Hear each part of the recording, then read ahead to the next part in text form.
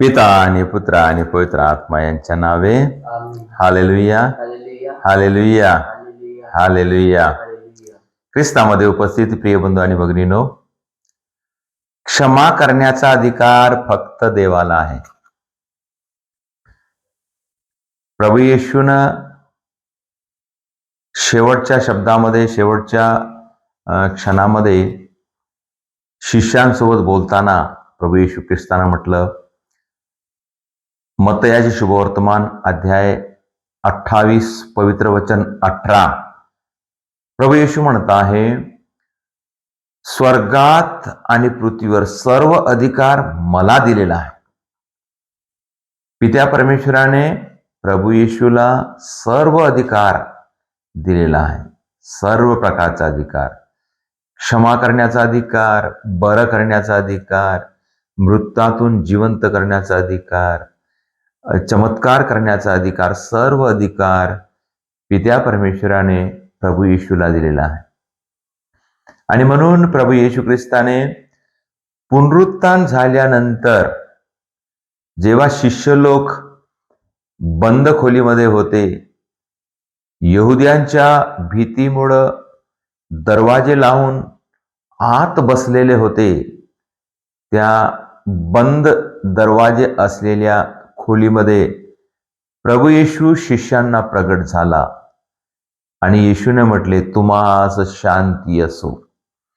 आणि समोर त्यांना अधिकार देताना म्हटला, येशूने म्हटले, योहानाचे शुभवर्तमान अध्याय 20 पवित्र वचन 23 मध्ये आम्ही वाचतो, प्रभू येशूनं त्यांना अधिकार देऊन म्हटलेले आहे, ज्याच्या पापाची तुम्ही क्षमा कराल त्याच्या पापाची क्षमा होईल, आणि ज्याच्या पापाची तुम्ही क्षमा करणार नाही त्या पापाची क्षमा होणार नाही. म्हणजे प्रभू येशूने हा पाप स्वीकाराचा संस्कार आपल्या शिष्यांना दिला. म्हणजे क्षमा करणारा कोण? फक्त परमेश्वरच क्षमा करतो. परंतु प्रभू येशूने शिष्यांना मध्यस्थ केलेला आहे. शिष्यांना म्हणजे येशूला जो परमेश्वराकडून अधिकार मिळाला, तो अधिकार प्रभू येशूने 12 शिष्यांना दिला. आणि म्हणून आम्ही पाप स्वीकार करतो पुरोहिताकडे, आणि जेव्हा पुरोहिताद्वारे आम्ही पाप स्वीकार करतो, त्या पाप स्वीकारामध्ये त्या पुरोहितामध्ये प्रभू येशू आहे. आणि म्हणून आम्ही पाप स्वीकार पुरोहिताकडे केलं पाहिजे. पुरोहिताकडे केल्याशिवाय आम्हाला पापाची क्षमा होत नाही. पुरोहिताकडे करणे म्हणजेच येशूकडे करणे. येशूने स्पष्ट सांगितलेलं आहे, मला अधिकार मिळालेला आहे स्वर्ग आणि पृथ्वीमध्ये. आणि म्हणून आम्ही पुरोहिताकडे गेल्याशिवाय, आपण असं सरळ जर करायचं असतं तर प्रभूनं हा अधिकार दिला नसता शिष्याला. येशूने हा अधिकार शिष्यांना दिलेला आहे. आम्ही पाहतो, एकदा येशूकडे पक्षघाती माणसाला आणले होते.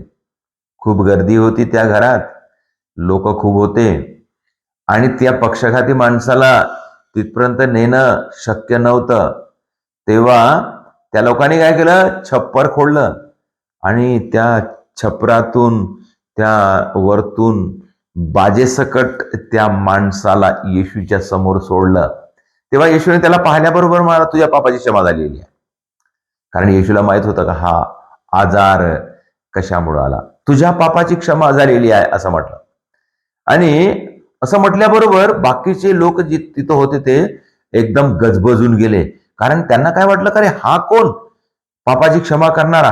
कारण ते लोक येशू देवाचा पुत्र आहे असं त्यांना समजलं नव्हतं किंवा त्यांनी ओळखलं नव्हतं. कारण पापाची क्षमा कोणाला करण्याचा अधिकार कोणाला आहे? फक्त देवाला आहे. ते त्यांनाही माहित होतं आणि येशूलाही माहित आहे. आणि वचन सुद्धा तेच सांगते की पापाची क्षमा करण्याचा अधिकार फक्त आणि फक्त देवाला आहे.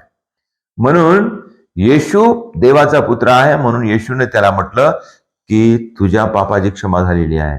तेव्हा हे ऐकल्याबरोबर सर्व लोक गोंधळून गेले, याला कोण, हा कोण होय? तर ह्याला कसा अधिकार आहे? फक्त देवाला अधिकार आहे. परंतु येशूने साबित करून दिलं की येशूच हा देवाचा पुत्र आहे.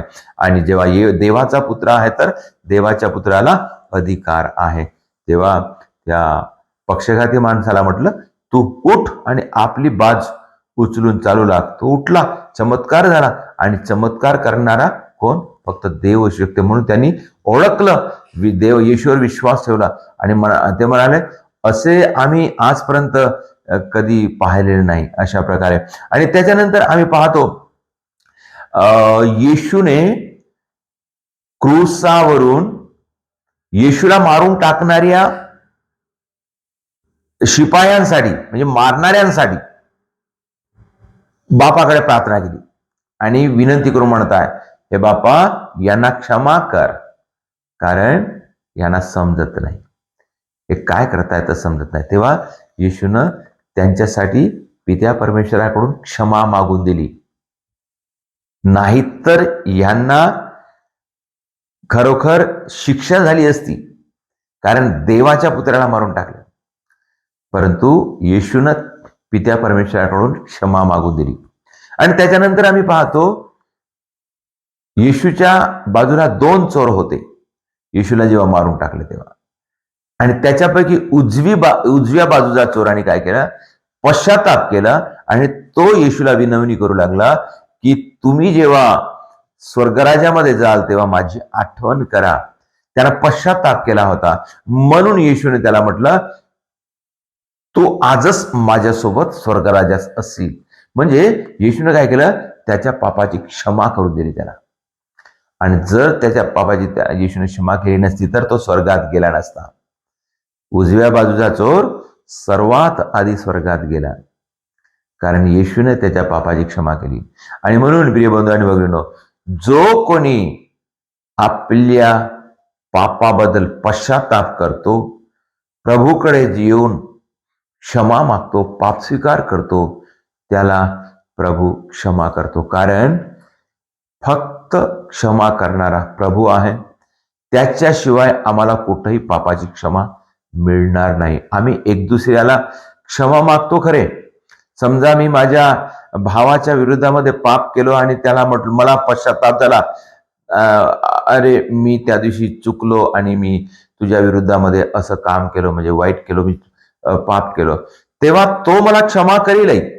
हा ठीक आहे, काय हरकत नाही की झाला. परंतु त्या पापाची क्षमा मी परमेश्वराकडे मागितलं पाहिजे. माझ्या भावाने तर मला पाप क्षमा दिलीच आहे, परंतु तेवढ्याने पुरे नाही आहे.